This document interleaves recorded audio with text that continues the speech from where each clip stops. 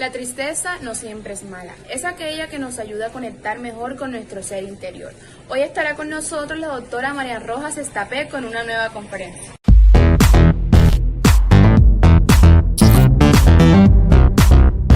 Marian Rojas Estapé, muy buenos días. Buenos días, Carlos. Encantada de saludarte. Marian, esta sociedad en la que vivimos todos los que estamos aquí, ¿es pesimista u optimista? ¿Tú qué crees? Bueno, al final el pesimismo y el optimismo son formas de enfrentarnos a la realidad. Es decir, la felicidad no es lo que nos pasa, sino cómo interpretamos lo que nos pasa. Un mismo hecho, un día tu hijo suspende una asignatura, un día tu jefe te grita, un día tu pareja te pone una mala cara, un día eso te resulta terrible y otro día lo sabes superar de mejor manera. Y yo creo que tenemos que trabajar lo que es la neurociencia de la felicidad, es decir, tener conocimientos de cómo funciona nuestro cerebro y nuestro mundo emocional para no ser felices las 24 horas del día, los 7 días de la semana, que eso es imposible, sino para con los conocimientos que tenemos ser un poquito más felices, aprender a disfrutar lo bueno que nos sucede, que a veces no somos capaces, vivimos bloqueados para esos momentos de disfrute y sobre todo aprender a gestionar lo malo, que no nos bloquee, que no nos hunda, que no tire de nosotros para abajo. Y a veces parte del problema de la vida es que las pequeñas cosas buenas nos impedimos disfrutarlas y las malas nos hunden, nos mortifican y nos llevan a nuestra peor versión. Depresión y ansiedad, enfermedades del siglo XXI.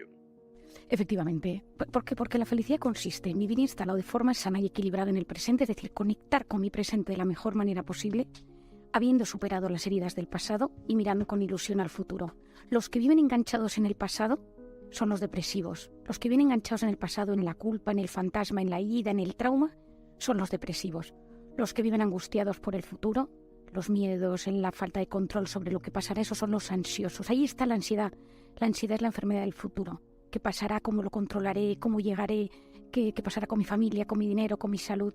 Y entonces, cada vez conectamos peor con nuestro presente. Y esa es la gran enfermedad del siglo XXI. La incapacidad que tenemos para conectar con la realidad, con el presente, con las personas. Conectamos con nuestro pasado constantemente, nos vamos hacia atrás.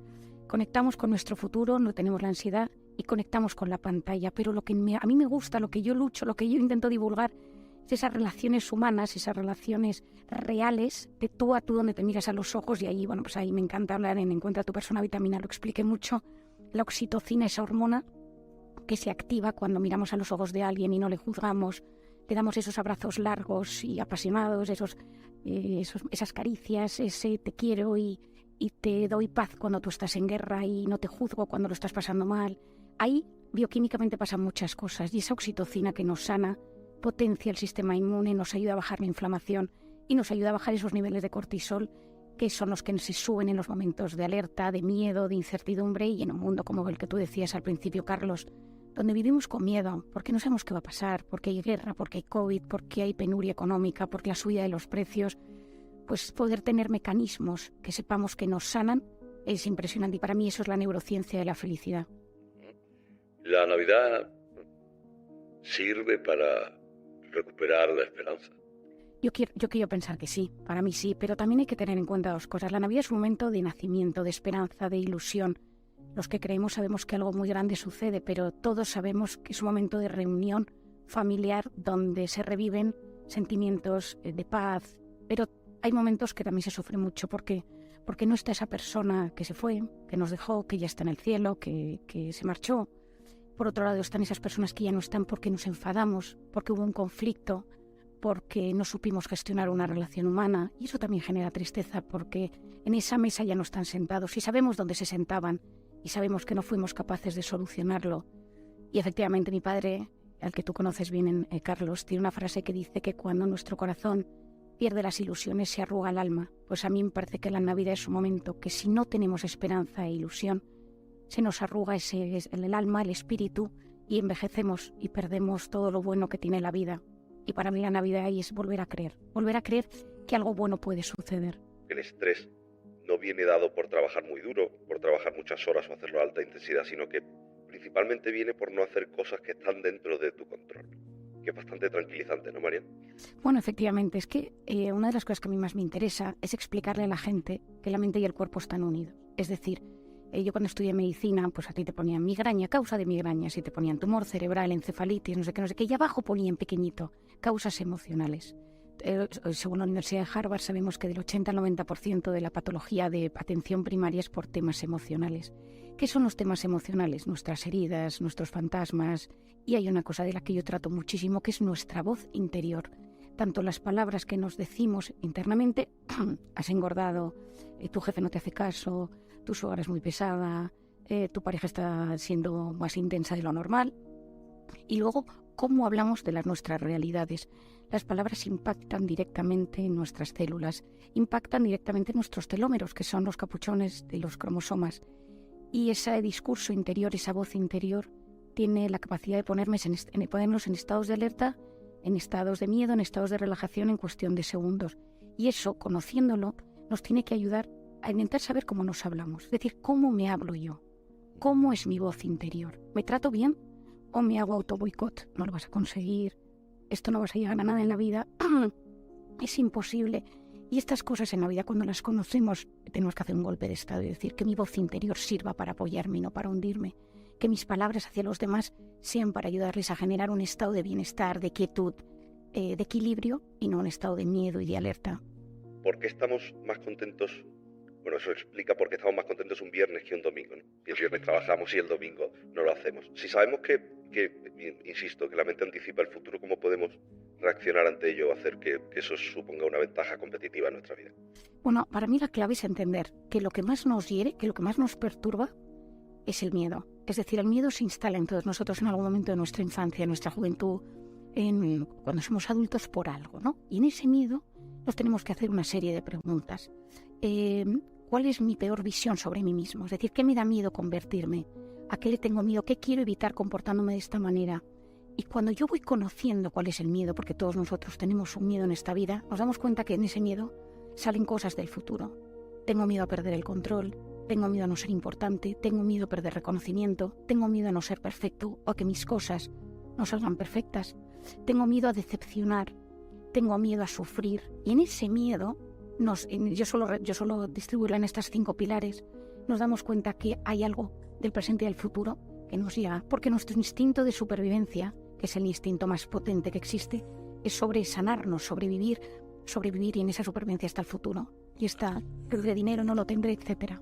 Vivimos pendientes de un pasado que no nos gusta, o sea, somos depresivos. Vivimos pendientes de un futuro que nos angustia, somos ansiosos. Vivimos en un presente que nos inquieta. ¿Qué sociedad nos espera?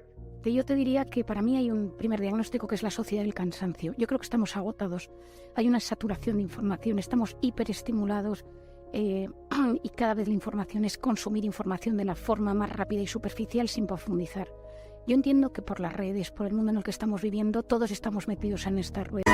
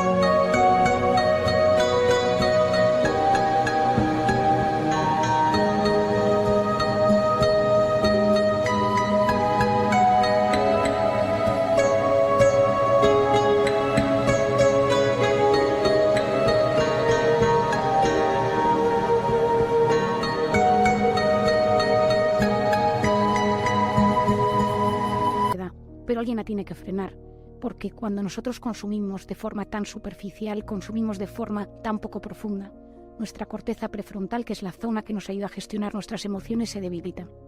Pierde grosor, para que os hagáis una idea. Y entonces cada vez pensamos peor, discernimos peor el bien del mal, es decir, nuestra capacidad de enfrentarnos al mundo es mucho peor. Y esto en los jóvenes lo estamos viendo, que viven enganchados a la pornografía, a los videojuegos, a las redes, al TikTok. Es el scroll, quiero consumir cada vez un vídeo, un TikTok cada vez más corto, cada vez más emocionante. Sociedad del cansancio, sociedad de la saturación y una apatía. Es decir, nos cuesta ilusionarnos porque esa saturación constante de información, de emociones y de información tiene la característica de que satura nuestro cerebro. Y hay un momento que de repente ya no sabes qué sentir. Es como una anestesia emocional. Seguro que os ha pasado en alguna ocasión que estáis escuchando las noticias, veis la tele, os metéis en internet y de repente dejáis de sentir. Ya te da igual la guerra, ya te da igual los muertos, ya no sientes, ya no te afecta. Esa saturación es muy peligrosa porque entonces tu organismo busca más. Decía Carlos al empezar, que yo suelo decir, y es algo que defiendo a capa y espada, que la felicidad depende del sentido que cada uno de nosotros le da a su vida. Efectivamente, o sea, el ikigai que llaman los japoneses, encontrar un sentido a las cosas. El 90% de la gente no sabe por qué se levanta cada mañana, no tiene ilusión por una meta, un objetivo, un sentido de vida. Y nuestro cuerpo, nuestro alma, nuestro espíritu, cuando no tiene un sentido de vida, sustituye sentido de vida por sensaciones. Masajes, comida, alcohol, sexo, redes sociales, compras, da igual lo que sea, pero necesitamos cubrir esa falta de sentido. Y todas esas cosas tienen cosas buenas, otras tienen cosas muy malas, pero tienen mucha dopamina, mucha gratificación instantánea y a la larga nos generan un vacío y en ese vacío necesitas ayuda. En ese vacío empiezas a necesitar otra vía de escape y como muchas de esas cosas son adictivas, te metes en un círculo autodestructivo en el que estamos muchas veces metidos.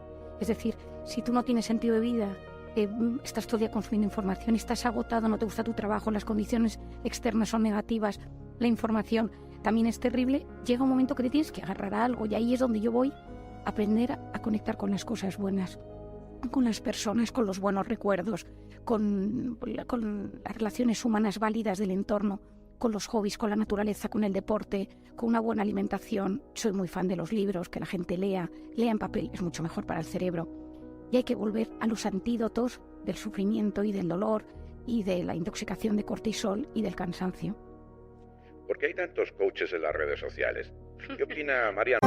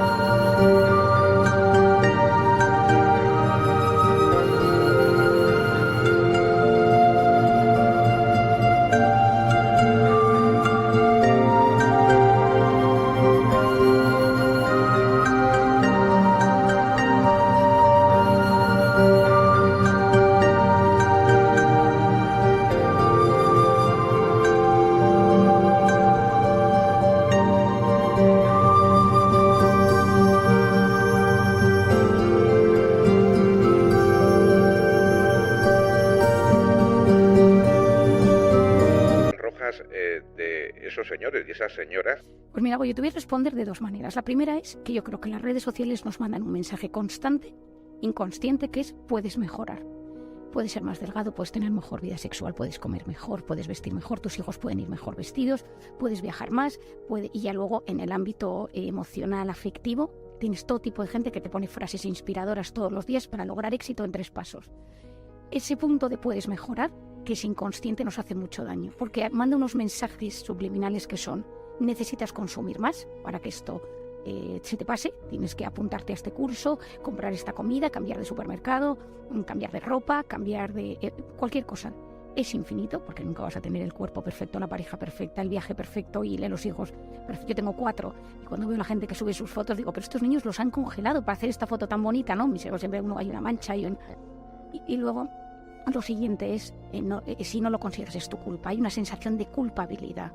No eres lo suficientemente inteligente, eres perezoso, no tienes voluntad, tienes un problema, ¿no? Y el segundo punto es que ante esta necesidad que tenemos de salir de ese hoyo, surgen voces de personas que han tenido generalmente experiencias vitales en las que trabajaban en un sitio terrible, hicieron un curso, hicieron una terapia personal y descubrieron que quieren ayudar a los demás a salir de su bucle. Y ahí nacen pues muchos coaches. ¿Qué pienso yo? Que hay diferentes grados: el psiquiatra, el psicólogo, el coach, el terapeuta, el logoterapeuta, por decirte. Para mí el coach es un gran motivador, ayuda, enfoca, te sabe dar unas ideas y te pone muchas veces en el camino. Pero cuando hay una herida, cuando hay algo que sanar o hay una patología instalada, necesitas a un profesional. Porque muchas veces, y esto me ha pasado que yo colaboro con coaches, me dicen: Marian, de repente abrí algo en este tema, en esta persona, y no lo supe gestionar. Hay algo más gordo que yo no sé gestionar. Y mi especialidad, Marian, mi especialidad es el trauma, la herida, el miedo. Y yo siempre digo que si tienes que sanar una herida, y todos tenemos heridas, pero yo me dedico mucho a las heridas gordas. Bueno, seguro que alguno de los tres lo sabéis, pero yo empecé tratando niñas prostituidas en el sudeste asiático y me metí en los burdeles, y entonces para mí el trauma, la violación, el abuso, el abandono es una de mis especialidades, y eso creo que hay que dejárselo a los profesionales, porque eso hay que abrirlo con una delicadeza finísima y cerrarlo con el mismo cariño y con la misma ternura para que eso no vuelva a doler. Y los coaches ayudan en otros procesos, creo que pueden ayudar y motivar, pero la parte gorda, la parte más grave, pues hay que dejarse a los profesionales. Si llegaste al final de este video, dale me gusta, comenta, comparte y recuerda siempre que el mejor antídoto al sufrimiento es el amor.